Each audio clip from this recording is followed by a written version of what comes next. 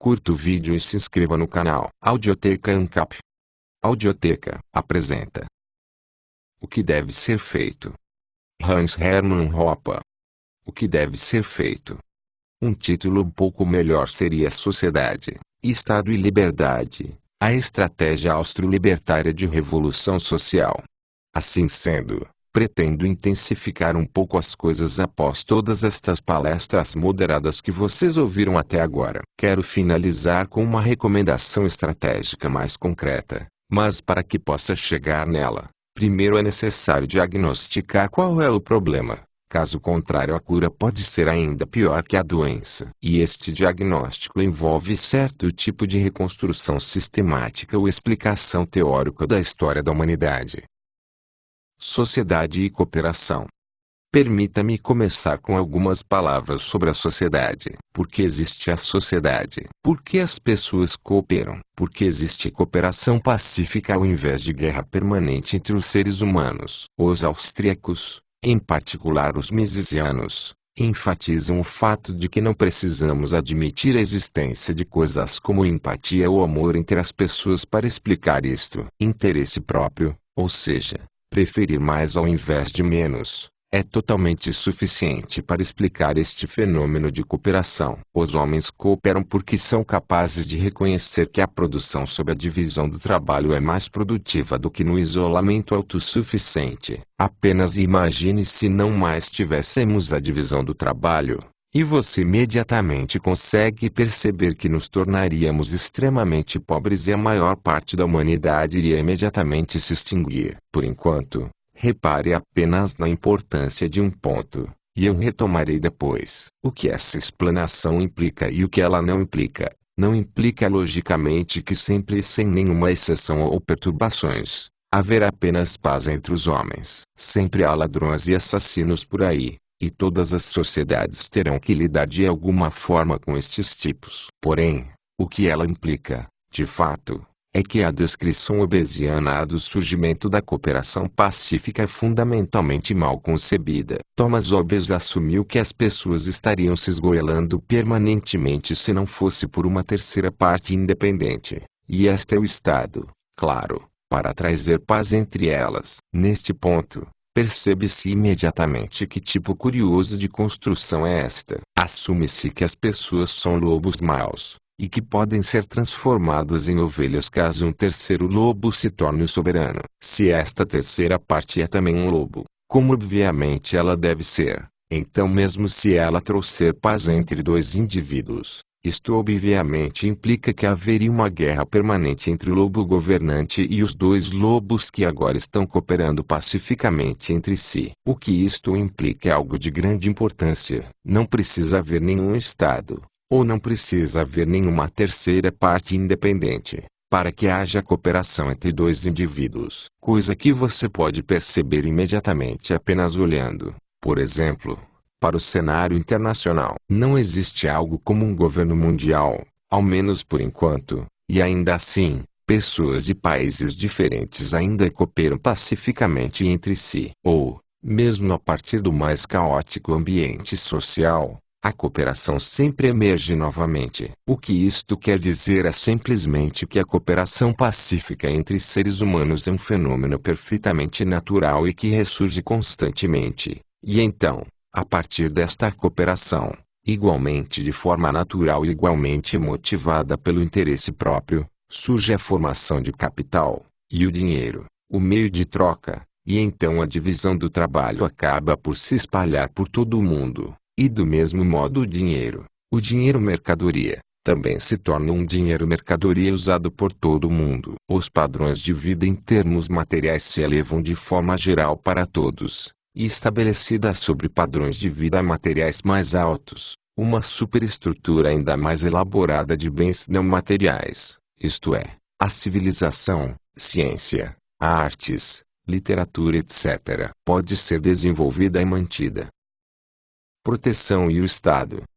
Mas pode acontecer algo, e obviamente este algo aconteceu, que rompa e distorça ou até sabote este desenvolvimento normal, impulsionado pelo interesse próprio. E este algo, certamente, é o Estado. o qual eu irei definir inicialmente como um monopolista territorial de proteção financiado compulsoriamente. Ou seja, um monopolista da defesa e do fornecimento e aplicação da lei e da ordem. Mas como é que o Estado surge? Embora a resposta seja geralmente, e eu acredito que intencionalmente, confusa, deve ser esclarecido logo de cara que a lei e a ordem, ou a proteção da propriedade e a lei estatal, e a ordem estatal e a proteção estatal não são uma única e mesma coisa. Elas não são coisas idênticas. Assim como a propriedade e a cooperação social baseada na divisão do trabalho são naturais, também o desejo humano de ter sua propriedade protegida contra desastres naturais ou sociais, como crimes, é um desejo completamente natural. E a fim de satisfazer este desejo, existe acima de tudo a defesa própria, prevenção, seguro, individual ou cooperativo, vigilância, autodefesa e punição. E que não reste absolutamente nenhuma dúvida sobre a eficácia de um sistema de proteção baseado na disposição que as pessoas têm de se defenderem. Foi assim que a lei e a ordem foram mantidas pela maior parte da história da humanidade. Em cada vila, mesmo nos dias de hoje, a lei e a ordem são mantidas basicamente desta forma. No Velho Oeste americano, o qual não pode ser considerado exatamente selvagem quando comparado com a situação atual, esta era a forma que a lei e a ordem eram mantidas, por pessoas propensas a se defenderem. Além disso, a divisão do trabalho irá então naturalmente afetar a produção da segurança e os serviços de segurança. Quanto mais aumenta o padrão de vida, mais as pessoas irão, além de contarem com as medidas de defesa própria, também querer participar das vantagens da divisão do trabalho, e buscar por proteção se vinculando a um protetor especializado, a fornecedores de lei e ordem, justiça e proteção. E naturalmente, todas as pessoas irão procurar para desempenhar esta tarefa pessoas ou instituições que também tenham algo delas próprias a ser protegido, que possuam os meios para assegurar proteção eficaz e possuam uma reputação de serem juízes justos e imparciais. Em toda a sociedade que tenha passado de um grau mínimo de complexidade, irá rapidamente emergir indivíduos específicos, que por possuírem propriedades para defender, portanto têm uma boa reputação etc., irão assumir o papel de juízes, reconciliadores e protetores. E novamente, toda e qualquer vila até os dias de hoje, cada pequena comunidade, e mesmo o Velho Oeste, ilustram a validade desta conclusão. Também é possível haver proteção sem um Estado. Isto deveria ser totalmente óbvio, mas em uma era de confusão e ofuscação estatista, se faz cada vez mais necessário enfatizar esta percepção elementar e, ainda assim, como veremos a seguir, muito perigosa. O passo decisivo que desviou a história da humanidade de seu curso natural, o pecado original da raça humana, por assim dizer, ocorre com a monopolização do fornecimento de proteção, defesa, segurança e ordem. A monopolização destas tarefas por apenas um dos numerosos protetores iniciais, com exclusão de todos os outros. Um monopólio de proteção passa a existir assim que uma única agência ou uma única pessoa pode efetivamente exigir que todas as pessoas de um determinado território devam se dirigir exclusivamente a ela para receber justiça e proteção. Ou seja,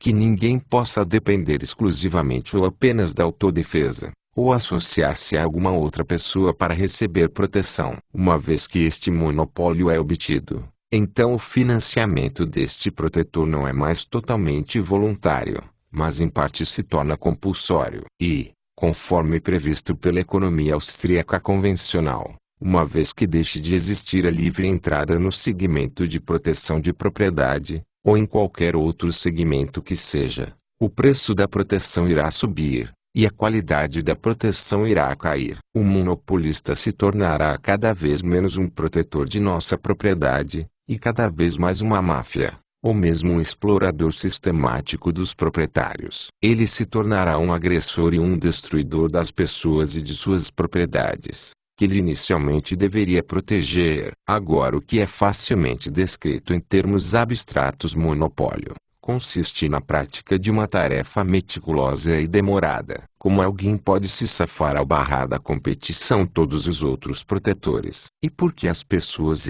em especial, os outros potenciais reconciliadores e juízes excluídos, permitiriam que uma coisa dessas acontecesse? Que o indivíduo monopolizasse este serviço? A resposta sobre a origem do Estado é deveras complicada em seus detalhes, mas em termos gerais é muito simples de ser identificada. Em primeiro lugar, todo Estado, ou seja, toda agência de proteção monopolista, deve começar, ou só pode se originar, em um território extremamente pequeno, como uma vila. É praticamente inconcebível que um Estado mundial, um monopólio de proteção abrangendo toda a população do mundo possa vir a existir do zero. A segunda coisa que devemos levar em conta é que não é qualquer um que consegue chegar sequer um monopólio de proteção local. De preferência, os monopolistas de proteção local são inicialmente membros da elite social natural. Ou seja, eles são inicialmente membros realizados e conhecidos pela sociedade. Eles também eram,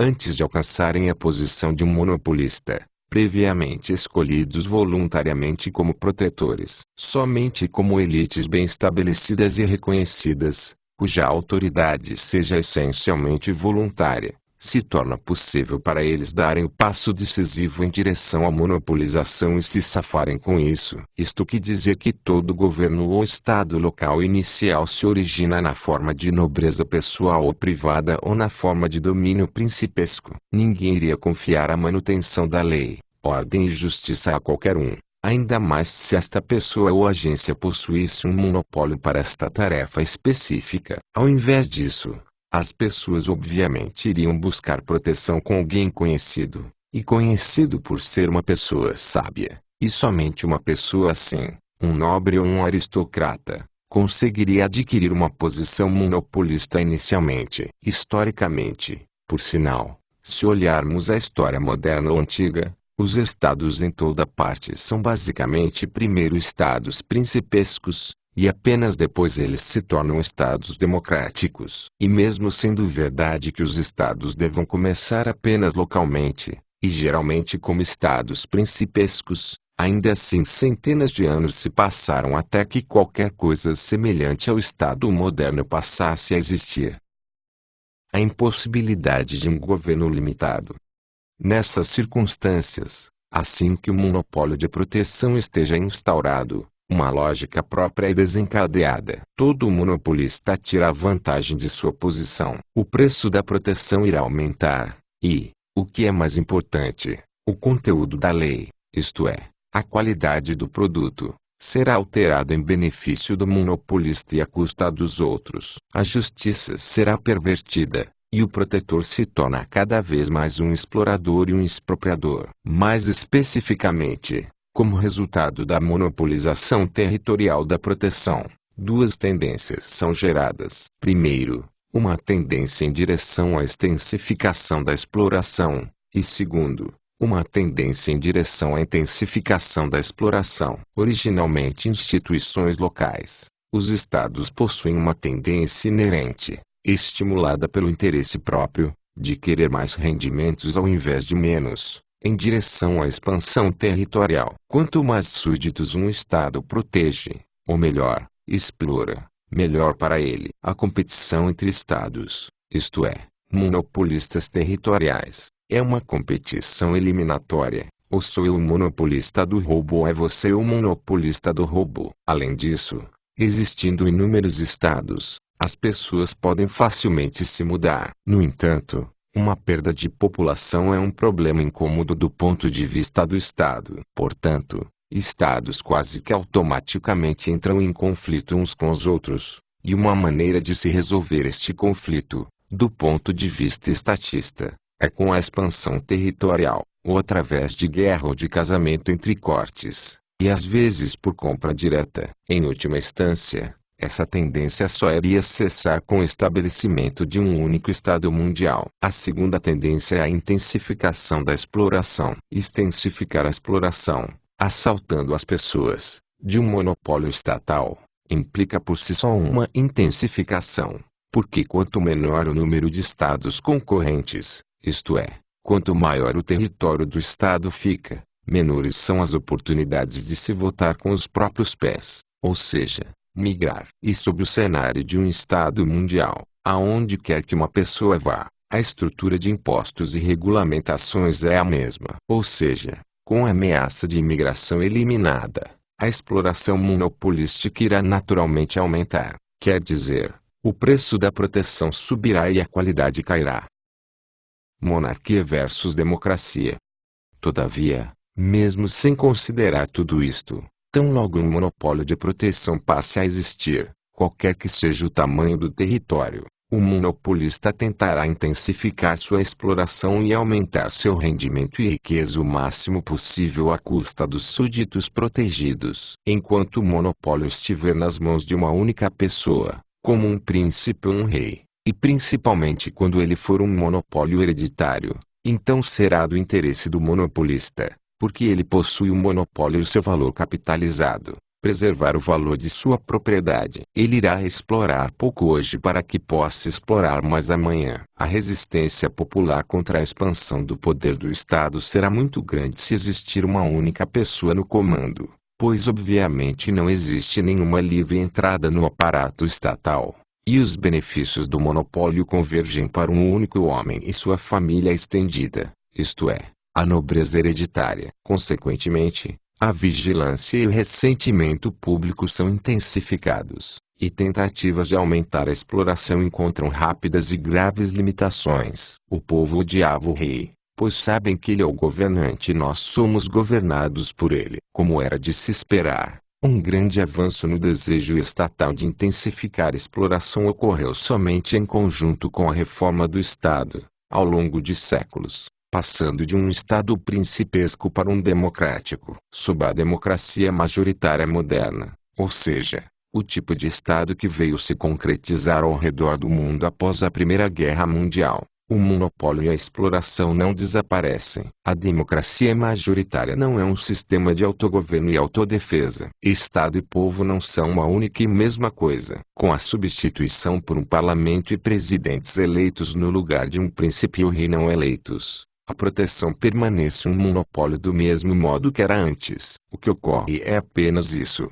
O monopólio territorial de proteção agora se torna propriedade pública ao invés de privada. Ao invés de um príncipe que o considera sua propriedade privada, um zelador temporário e efêmero é colocado no comando do esquema mafioso de extorsão. O zelador não é o dono da máfia. Ao invés disso, apenas se permite que ele use os recursos atuais para sua própria vantagem. Ele é o dono do usufruto, mas ele não é o dono do valor do capital agregado. Isto não elimina a tendência, estimulada pelo interesse próprio, de aumentar a exploração. Ao contrário, isto apenas torna a exploração menos racional e menos calculada, e mais imediatista e mais destrutiva. Além disso, devido ao fato de que a entrada em um governo democrático é livre, todo mundo pode se tornar presidente. A resistência contra as invasões de propriedade perpetradas pelo Estado é reduzida. Isto leva ao mesmo resultado,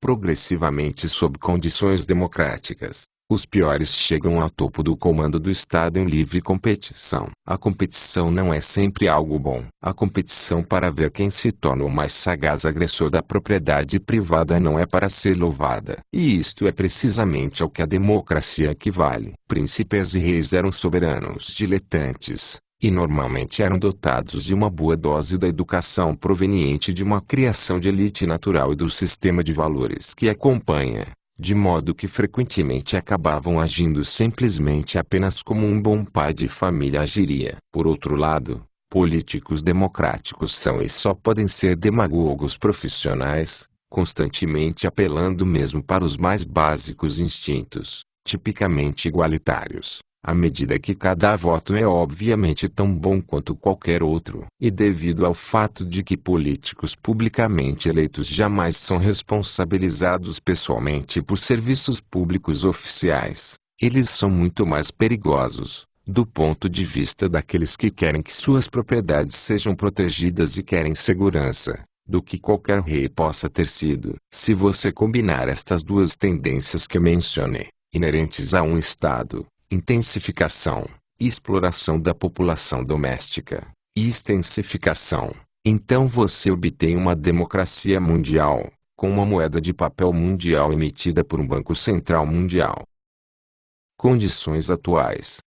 Neste ponto, vou apenas fazer uma reflexão. Aqui estamos nós, no fim do século XX, mais perto do que nunca do estágio final de um único Estado mundial, ao menos o mais próximo do que já se chegou antes, em toda a história. Os Estados Unidos são a única superpotência e a principal polícia mundial. Ao mesmo tempo, a democracia se tornou praticamente universal, e a maior potência mundial, os Estados Unidos, é a maior liderança mundial na defesa da democracia. Alguns neoconservadores, como Francis Fukuyama, salientaram que este deve ser o fim da história. Uma democracia mundial está praticamente consolidada. No entanto, do ponto de vista austro-libertário, a questão é vista de uma forma bem diferente. Sob a democracia altamente centralizada, ou podemos dizer domínio de uma máfia altamente centralizada, a segurança da propriedade privada praticamente desapareceu por completo. O preço da proteção é enorme,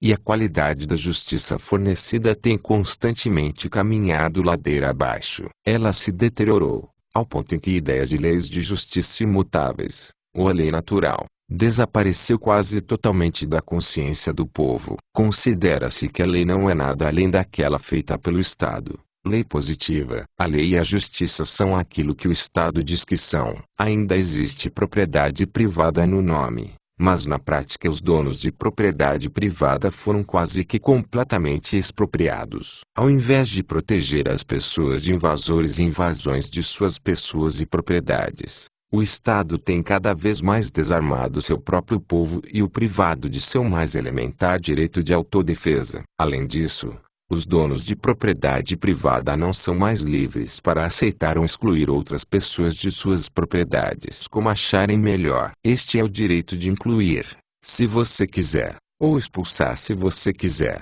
e é um componente fundamental da propriedade privada. E isto confere um mecanismo de defesa. É um método contra a invasão você poder colocar pessoas para fora de sua propriedade. Porém, este direito de expulsar pessoas de sua propriedade, especialmente de propriedades comerciais, foi inteiramente retirado de você. E sem este direito hoje em dia ninguém pode contratar ou demitir, comprar ou vender, aceitar ou expulsar de sua propriedade como quiser. Junto com tudo isso, também se foi outro método de defesa contra invasões. O Estado, que supostamente deveria nos proteger, na verdade nos deixou completamente indefesos. Ele rouba a mais da metade dos rendimentos de seus súditos, para distribuir de acordo com o sentimento público, e não de acordo com princípios de justiça. Ele sujeita nossa propriedade a milhares de regulamentações arbitrárias e invasivas. Não podemos mais contratar e demitir livremente qualquer pessoa que quisermos, por qualquer razão que julgarmos boa ou necessária. Não podemos comprar ou vender o que quisermos, de quem ou para quem quisermos, e onde quisermos. Não podemos determinar livremente os preços que queremos cobrar. Não podemos nos associar e desassociar, interromper relações com qualquer pessoa que quisermos, ou que não quisermos. Ao invés de nos proteger, portanto, o Estado nos entregou e entregou nossas propriedades à turba e aos seus instintos. Ao invés de nos preservar, ele nos empobrece. Ele destrói nossas famílias, organizações locais, fundações privadas, clubes e associações, ao atraí-los cada vez mais para sua própria órbita. E como resultado de tudo isto, o Estado perverteu a noção de justiça e de responsabilidade individual das pessoas, e tem alimentado e atraído um número cada vez maior de monstros e monstruosidades morais e econômicas. Estratégia: deter a doença estatal.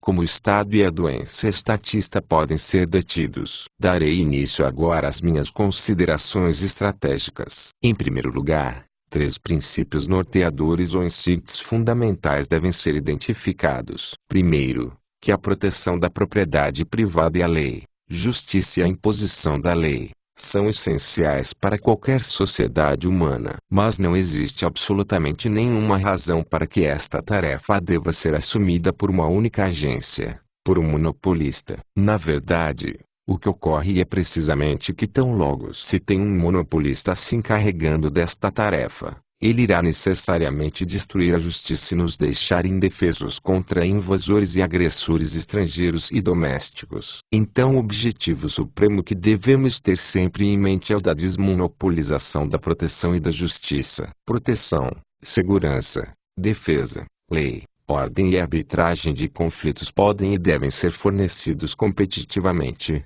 isto é, a entrada na área de julgamentos deve ser livre. Segundo, sendo um monopólio de proteção a raiz de todos os males, qualquer expansão territorial de um monopólio como este é per-se um mal também. Toda centralização política deve ser rejeitada por uma questão de princípios. Por sua vez, toda tentativa de descentralização política, separação, secessão etc., deve ser apoiada. O terceiro insight básico é que um monopólio de proteção democrático, especialmente, deve ser rejeitado como uma perversidade moral e econômica. O poder da maioria e a proteção da propriedade privada são incompatíveis. A ideia da democracia deve ser ridicularizada. Ela não é nada além da dominação de uma turba posando como justiça. Ser chamado de democrata deve ser considerado a pior de todas as ofensas. Isto não significa que não se pode tomar parte em políticas democráticas,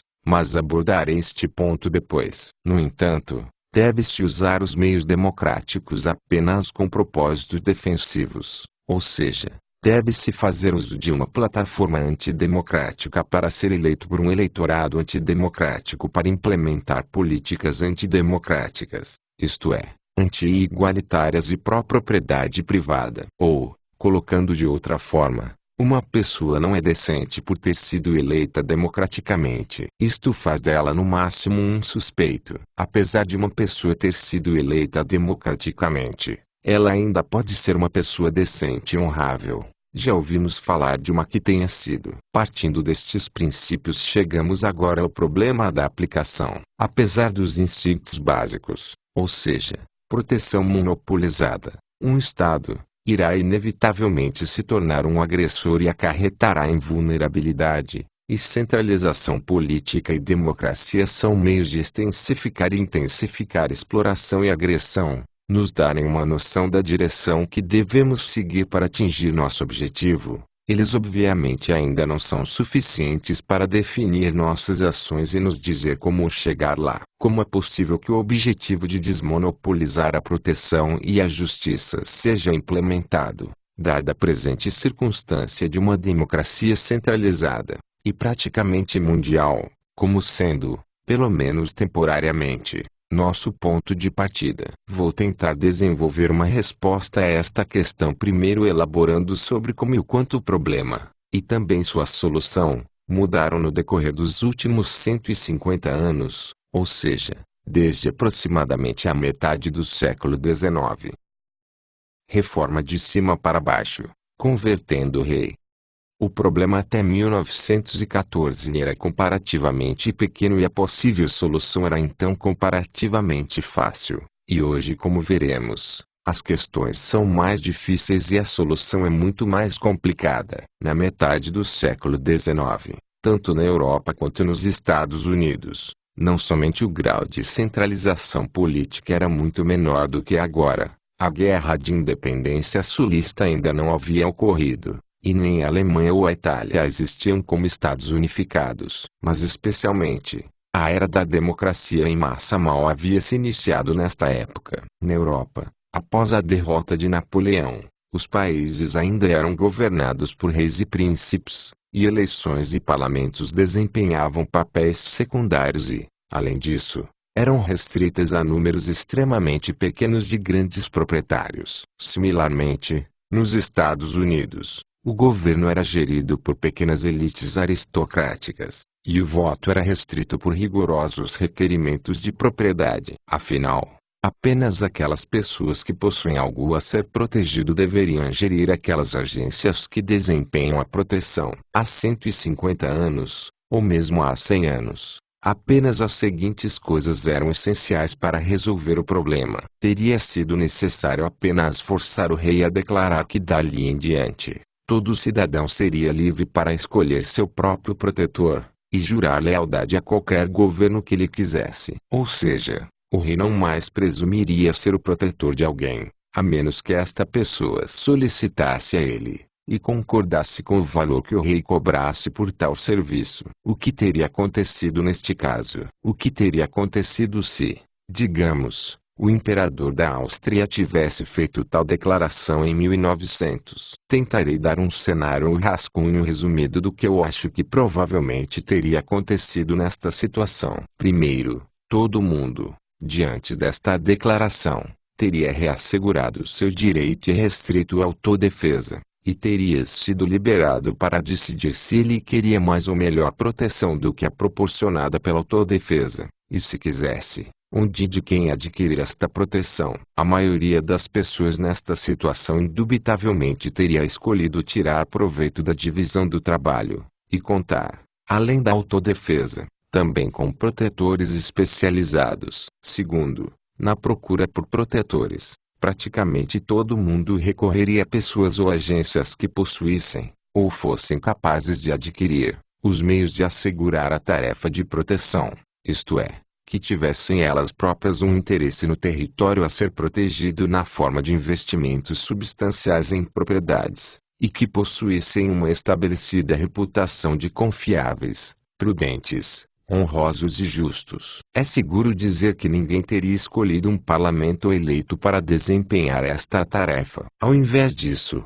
quase todos teriam procurado ajuda em um ou mais destes três locais, ou o próprio rei, que neste ponto não é mais um monopolista, ou um nobre, magnata ou aristocrata regional ou local, ou mesmo uma companhia internacional de seguros em atuação. Obviamente, o próprio rei iria satisfazer estes requerimentos que acabei de mencionar, e muitas pessoas o teriam escolhido voluntariamente como seu protetor. Ao mesmo tempo, porém, muitas pessoas também iriam apartar-se do rei. Destas, uma grande parte provavelmente iria se voltar a vários nobres e magnatas regionais, que seriam neste momento a nobreza natural, ao invés de hereditária. Em uma escala territorial menor, estes nobres locais teriam sido capazes de oferecer as mesmas vantagens como protetores do que o próprio rei seria capaz de oferecer. E essa mudança para protetores regionais teria acarretado em uma descentralização significativa na organização e na estrutura da indústria de segurança. E esta descentralização teria sido apenas um reflexo dos interesses de proteção privados ou subjetivos,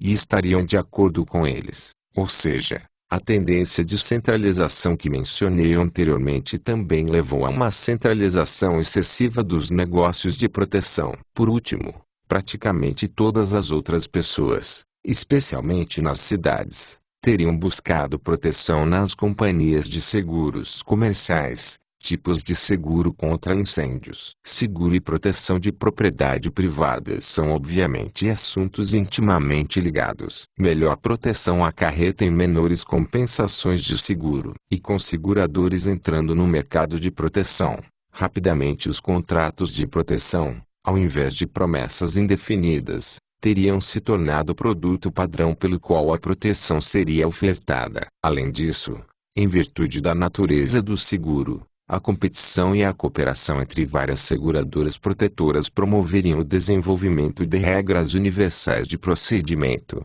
evidência, resolução de conflito e arbitragem. Igualmente, promoveriam a homogeneização e heterogeneização simultâneas da população em diversas classes de indivíduos com diferentes grupos de risco relativos à proteção de suas propriedades, e correspondentemente, diferentes prêmios de seguro de proteção. Toda a distribuição sistemática e previsível de riqueza e rendimento entre os diferentes grupos dentro da população como existiam sob condições monopolísticas seria imediatamente eliminada. E isto logicamente promoveria a paz. E o que é ainda mais importante, a natureza da proteção e da defesa teriam sido fundamentalmente alteradas. Sob condições monopolísticas, existe somente um protetor, sendo ele monárquico ou democrático não faz diferença neste ponto, Um governo é invariavelmente concebido como um defensor e protetor de um território fixo e contínuo. Todavia, esta característica é resultado de um monopólio de proteção compulsório. Com a abolição de um monopólio, esta característica iria desaparecer imediatamente por ser extremamente anormal e até artificial. Poderia vir a existir uns poucos protetores locais que defendessem apenas um território contínuo, mas também existiriam outros protetores, como o rei ou as agências de seguro, cujo território protegido consistisse de pedaços, partes e trechos remedados descontínuos, e as fronteiras de todo o governo estariam num fluxo constante. Particularmente nas cidades, não seria mais incomum dois vizinhos terem agências de proteção diferentes, do que terem diferentes seguradoras contra incêndio. Esta estrutura retalhada de proteção e defesa aprimora a proteção. A defesa monopolística contínua presume que os interesses em segurança de toda a população de determinado território sejam de certa forma homogêneos, isto é, que todas as pessoas em um determinado território possuam o mesmo tipo de interesse em defesa. Porém, esta é uma suposição extremamente realista.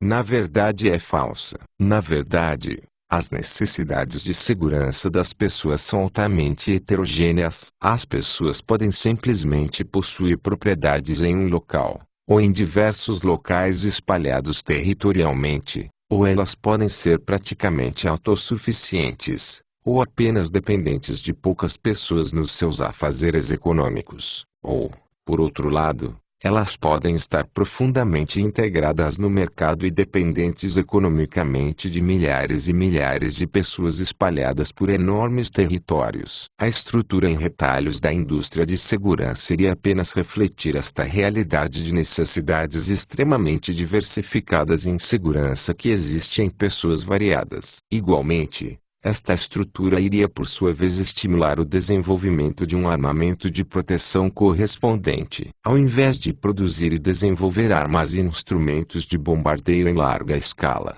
instrumentos seriam desenvolvidos para a proteção de territórios de pequena escala sem danos colaterais. Além disso, porque toda a redistribuição de renda e de riqueza interregional seria eliminada em um sistema competitivo, a estrutura retalhada também iria oferecer as melhores garantias de paz interregional. A probabilidade e as extensões de conflitos interregionais seriam reduzidas se houvesse retalhos. E porque todo invasor estrangeiro, por assim dizer, iria quase que instantaneamente, mesmo se ele invadisse apenas um pequeno pedaço de terra, se deparar com a oposição e contra-ataques militares e econômicos vindos de várias agências de proteção independentes. Da mesma forma, o perigo de invasões estrangeiras seria reduzido. Indiretamente, já está claro ao menos parcialmente como e por que ficou muito mais difícil alcançar esta solução no decorrer dos últimos 150 anos. Deixe-me apontar algumas das mudanças fundamentais que ocorreram que tornaram todos esses problemas muito maiores. Primeiro,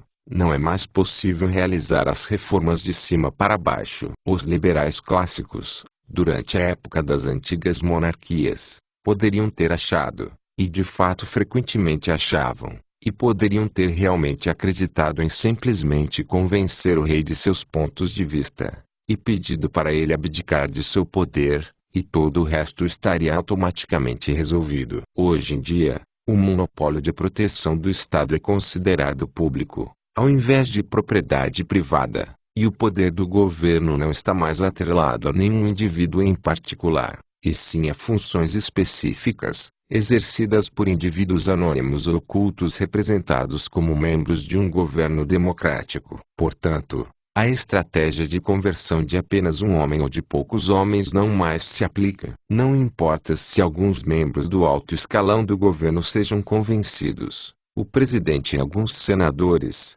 porque, dentro das regras do governo democrático, nenhum indivíduo isolado possui o poder pessoal de abdicar do monopólio governamental de proteção. Os reis tinham esse poder, o presidente não. O presidente pode somente renunciar, apenas para ser substituído por outra pessoa. Mas ele não pode dissolver o monopólio de proteção do governo, porque teoricamente o povo é o dono do governo, e não o próprio presidente. Então, Sob o governo democrático, a abolição do monopólio governamental de justiça e proteção requer que uma maioria do público e de seus representantes eleitos declarasse a abolição do monopólio de proteção governamental e correspondentemente de todos os impostos, ou de forma ainda mais restritiva, que literalmente ninguém fosse votar e o eleitorado fosse zero. Somente neste caso poderíamos dizer que o monopólio de proteção do governo foi efetivamente abolido. Mas essencialmente isso significaria que seria impossível algum dia nos livrarmos de uma perversão moral e econômica. Porque hoje em dia é um fato consumado que todo mundo,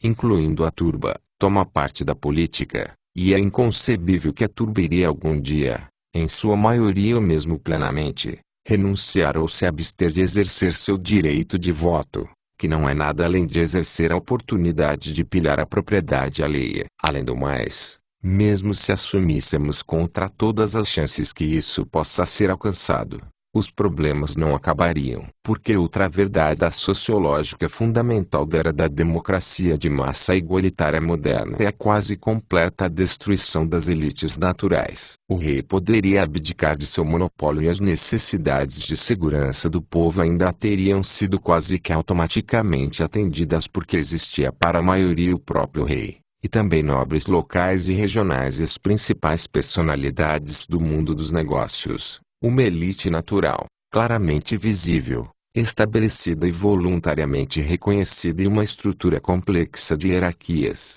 e ordens de classificação que as pessoas poderiam se voltar para satisfazer seus desejos de serem protegidas. O desaparecimento das elites naturais.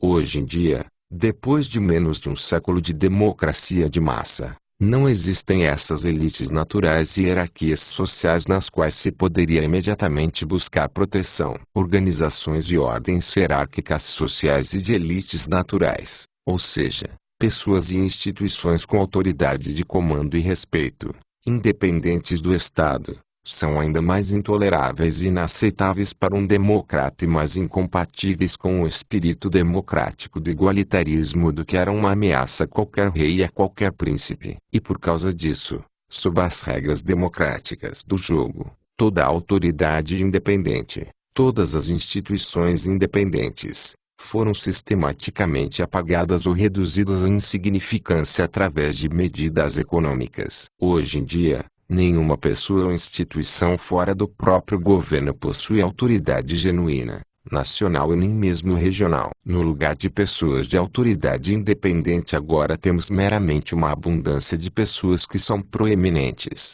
as estrelas do esporte e do cinema, as estrelas pop, e, logicamente, os políticos. Mas essas pessoas, embora sejam capazes de lançar tendências e estabelecer modas, não possuem nada parecido com a autoridade social pessoal natural. E quando falamos particularmente de políticos, isto é ainda mais verdadeiro. Eles podem ser grandes estrelas hoje em dia, todos os dias eles aparecem na TV e são assunto do debate público, mas isto é quase que totalmente devido ao fato de que eles são uma parte do atual aparato estatal com seus poderes monopolísticos. Uma vez que esse monopólio seja desfeito, estas estrelas da política se tornariam nulidades, porque na vida real praticamente todos eles são zeros à esquerda, picaretas e débeis mentais. E é só mesmo a democracia que permite que eles cheguem a posições elevadas. Dependendo de suas próprias capacidades,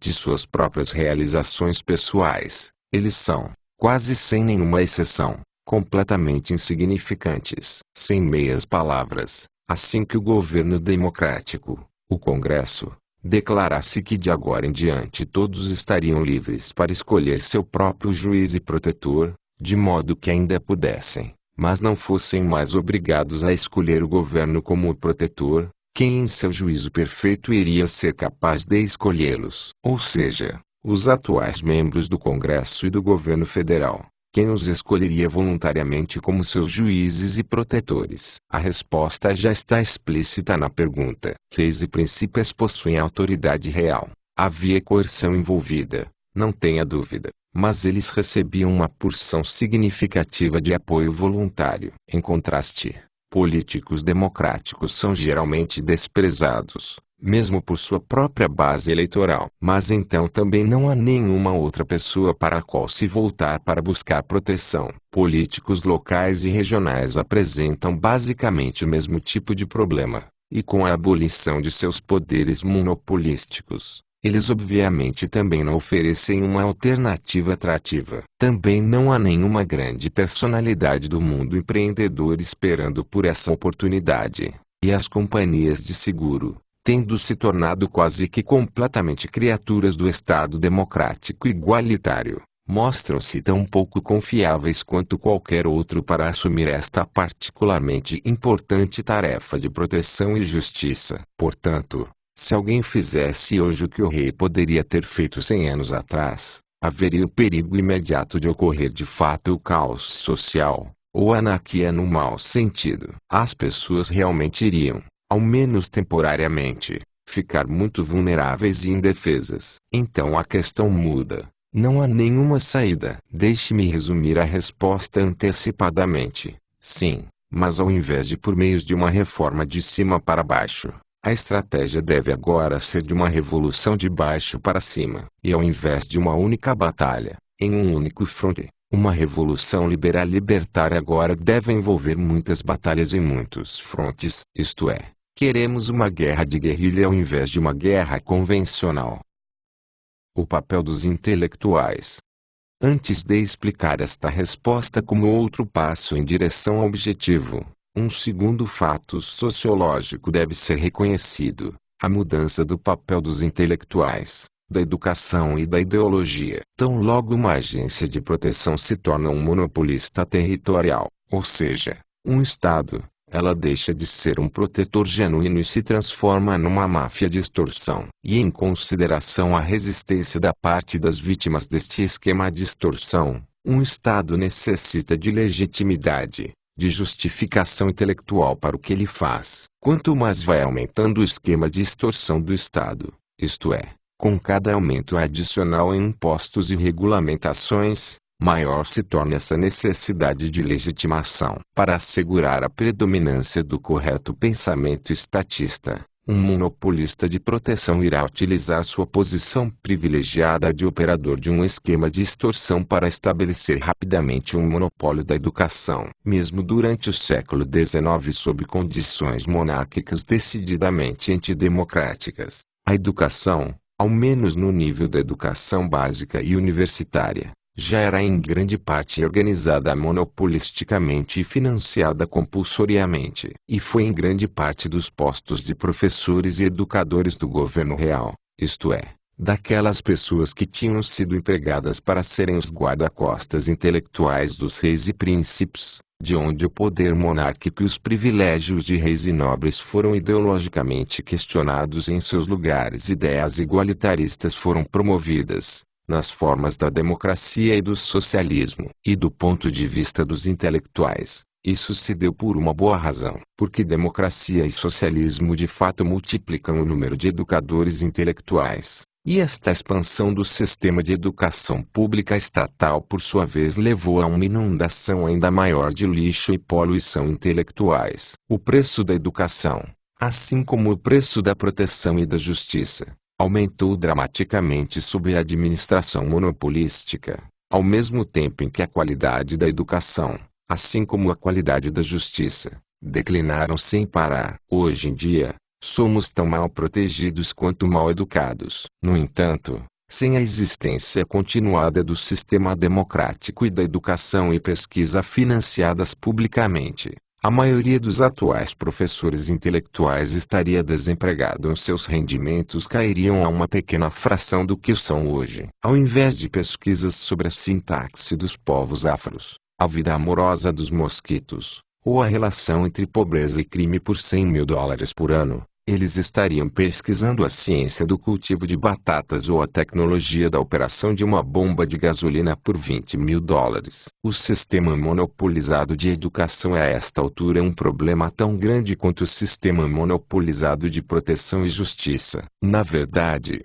a educação, pesquisa e desenvolvimento governamentais são o instrumento central pelo qual o Estado protege a si próprio da resistência do povo. Hoje em dia, intelectuais são tão ou até mais, importantes, do ponto de vista do governo, para a preservação de seu status quo, do que juízes, policiais e soldados. E assim como ninguém pode converter o sistema democrático a partir do topo político para baixo, também não se pode esperar que esta conversão venha de dentro do sistema estabelecido de educação pública e de universidades públicas. Este sistema não pode ser reformado. É impossível os libertários se infiltrarem e tomarem conta do sistema de educação pública, como os democratas e socialistas puderam quando substituíram os monarquistas. Do ponto de vista do liberalismo clássico, todo o sistema de educação financiado publicamente, ou através de impostos,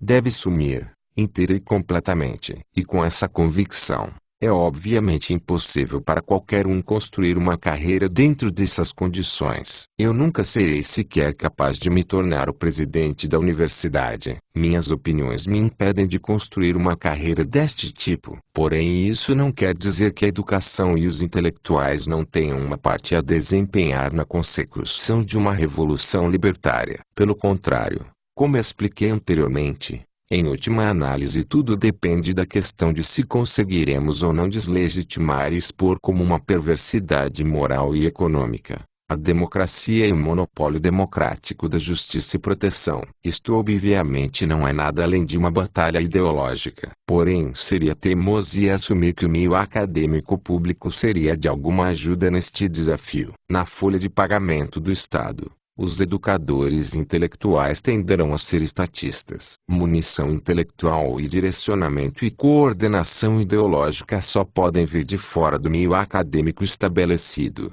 de centros de resistência intelectual, de uma contracultura intelectual externa e independente, e em oposição fundamental ao monopólio governamental de proteção assim como de educação, como o Instituto Mises.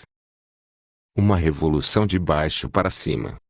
Por fim, vamos à explicação detalhada do significado desta estratégia revolucionária de baixo para cima. Para isto, deixe-me voltar aos meus primeiros comentários sobre o uso defensivo da democracia, isto é, o uso dos meios democráticos para fins libertários não democráticos.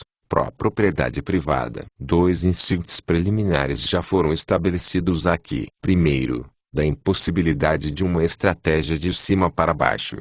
Segue-se que não se deve gastar muita, ou nenhuma, energia, tempo e dinheiro em disputas políticas nacionais, como eleições presidenciais. E, particularmente, também nem em disputas pelo governo central, como por exemplo, menos esforços em disputas pelo Senado do que pela Câmara dos Deputados. Segundo, do insight sobre o papel dos intelectuais na preservação do atual sistema, da atual máfia de extorsão. Segue-se que igualmente não se deve gastar muita, ou nenhuma, energia, tempo ou dinheiro tentando reformar a educação e o meio acadêmico a partir de sua própria estrutura. Patrocinar cadeiras de livre empresa ou propriedade privada no sistema universitário estabelecido, por exemplo, só ajuda a emprestar legitimidade à própria ideia que se quer combater. As verbas e fontes de financiamento das instituições oficiais de educação e pesquisa devem ser sistematicamente retiradas e estancadas. E para que isso seja feito,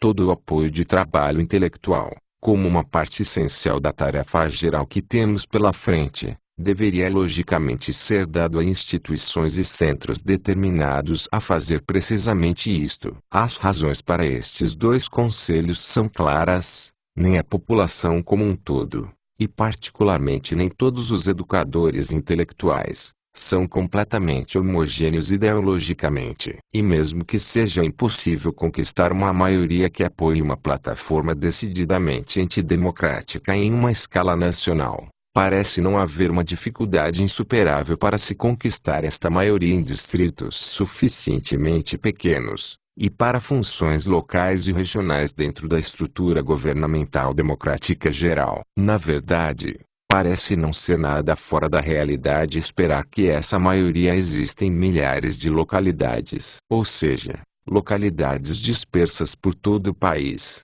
mas não dispersas uniformemente. Igualmente, Mesmo que a classe intelectual deva ser de modo geral considerada como inimiga natural da justiça e da proteção, existem diversas localidades intelectuais anti-intelectuais isolados, e como o Instituto Mises prova, é totalmente possível reunir estes sujeitos isolados em torno de um centro intelectual, e dar a eles unidade e força, e uma audiência nacional ou até internacional. Mas então o que fazer? Todo o resto desprender-se quase que automaticamente do objetivo supremo, que deve ser mantido sempre em mente. Em todas as atividades envolvidas, a restauração de baixo para cima da propriedade privada e do direito de proteção à propriedade, o direito de autodefesa, de expulsar ou aceitar, e de liberdade contratual. E a resposta pode ser dividida em duas partes. Primeiro, o que fazer nestes pequenos distritos, onde um candidato pró-propriedade privada e personalidade antimajoritária possa vencer. E segundo, como lidar com os níveis mais elevados do governo, e, especialmente, com o governo federal centralizado. Primeiramente, como um passo inicial, e me refiro agora ao que deveria ser feito em nível local, o primeiro alicerce central da plataforma deve-se tentar limitar o direito de voto sobre impostos locais, particularmente sobre impostos sobre propriedades e regulamentações, aos donos de imóveis e propriedades. Somente donos de propriedades devem poder votar, e seus votos não devem ter pesos iguais,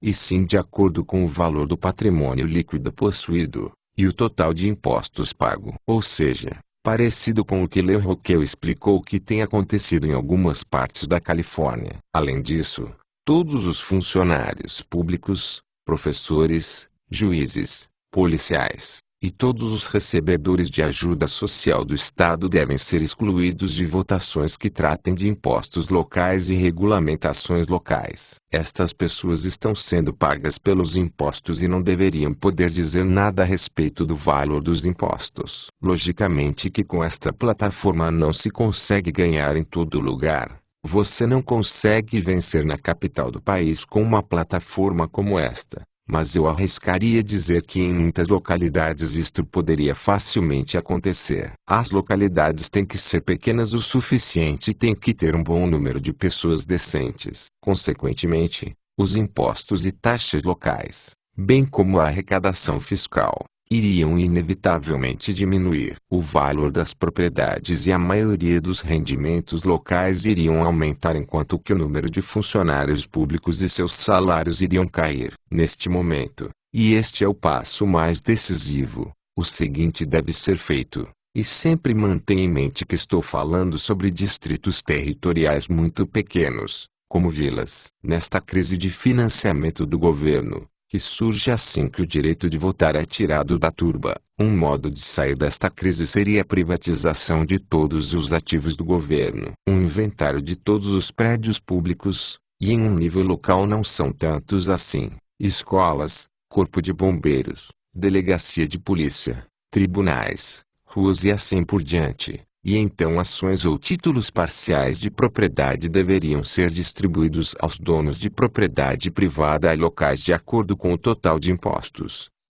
sobre propriedade, que estas pessoas pagaram durante suas vidas. Afinal, é deles. Eles pagaram por estas coisas. As ações deveriam ser livremente negociáveis, vendidas e compradas. E com isto este governo local seria essencialmente abolido. Se os níveis mais elevados do governo deixassem de existir, esta velocidade seria agora um território livre ou libertado. O que iria acontecer com a educação e, mais importante, o que iria acontecer com a proteção da propriedade e a justiça? Quando se trata de localidades pequenas, podemos ter tanta certeza, ou até mais certeza de que poderíamos ter tido 100 anos atrás sobre o que teria acontecido se o rei abdicasse, de que o que iria acontecer seria praticamente isto. Todos os recursos materiais que antes eram destinados a estas funções, escolas, delegacias de polícia, tribunais, ainda existiriam, e do mesmo modo existiriam os recursos humanos. A única diferença é que eles agora pertenceriam a donos privados, ou, no caso de funcionários públicos, estariam temporariamente desempregados. Levando-se em conta a realista hipótese de que continuaria existindo uma demanda local por educação e proteção e justiça, as escolas, delegacias e tribunais ainda seriam usados para os mesmos propósitos. E muitos ex-professores, ex-policiais e ex-juízes seriam recontratados ou reassumiriam suas antigas ocupações por conta própria como indivíduos autônomos, a menos que eles fossem empregados pela elite ou por figurões locais que seriam proprietários dessas coisas, os quais seriam todos figuras públicas conhecidas, ou como iniciativas em busca de lucro,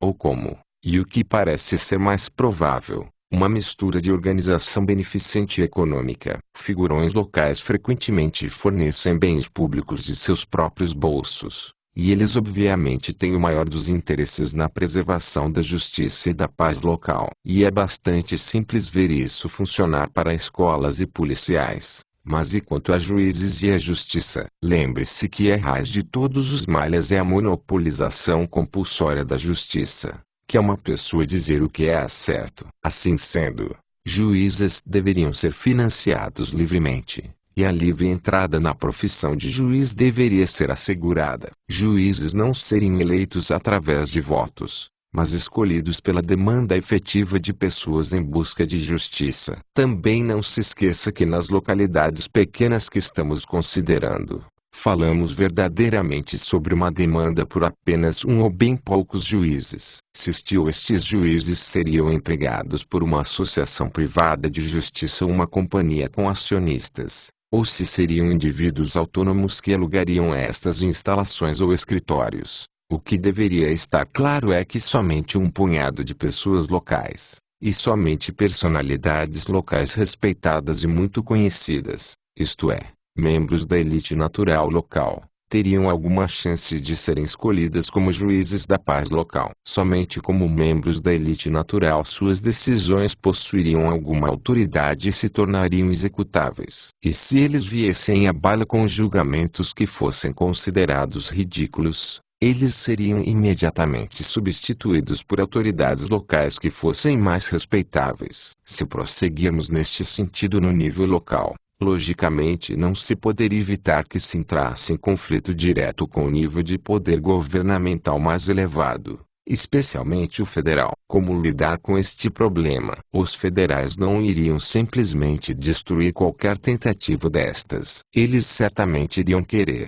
mas se eles realmente podem ou não fazê-lo é uma questão completamente diferente. E para perceber isto basta perceber que os membros do aparato governamental sempre representam, mesmo sob condições democráticas, meramente uma minúscula porção da população total. E ainda menor a porção de funcionários públicos do governo central. Isto significa que um governo central não pode executar sua determinação legislativa, ou lei pervertida, sobre toda a população a menos que ele encontre cooperação e apoio predominantes locais ao tentar. Isto fica óbvio se imaginarmos um grande número de cidades ou vilas livres como descrevi anteriormente. É praticamente impossível, considerando o potencial humano e de conhecimento, bem como de um ponto de vista de relações públicas, dominar milhares de localidades vastamente dispersas em um território e impor o poder federal direto sobre elas. Sem posição local, através da complacência das autoridades locais, as determinações do governo central não são muito mais do que palavras ao vento. Todavia, este apoio e cooperação locais são exatamente o que precisa estar faltando. Sem dúvida, enquanto o número de comunidades liberadas ainda for pequeno, o assunto parece ser um tanto quanto perigoso. No entanto, mesmo durante esta fase inicial da luta pela libertação, podemos ficar bem confiantes. Seria aconselhável durante esta fase evitar confrontos diretos com o governo central e não condenar publicamente sua autoridade ou nem mesmo renunciar solenemente ao reino. Preferencialmente, seria aconselhável praticar uma política de não cooperação e resistência passiva, simplesmente para se ajudar na execução de toda e qualquer lei federal. Pode-se assumir a seguinte atitude: estas são as suas regras, e você que as imponha. Não posso te impedir,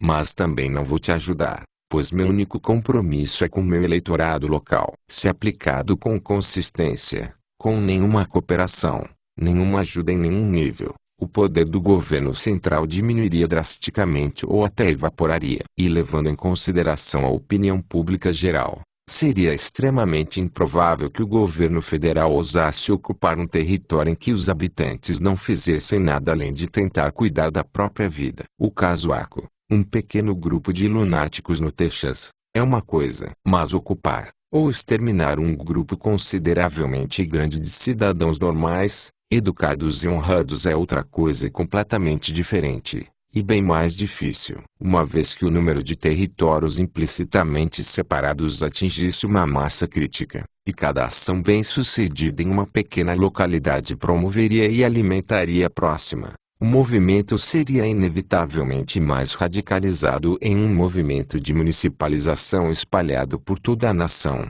com políticas locais explicitamente de secessão e pública e insolentemente demonstrando desobediência à autoridade federal. E então, será em uma situação como esta, quando o governo central for obrigado a abdicar de seu monopólio da violência e da tomada suprema de decisões judiciais, e quando a relação entre as autoridades locais, em ressurgimento, e as autoridades centrais, prestes a perder seus poderes, puderem ser colocadas em um nível puramente contratual, que recuperaremos o poder de defender nossa própria propriedade novamente.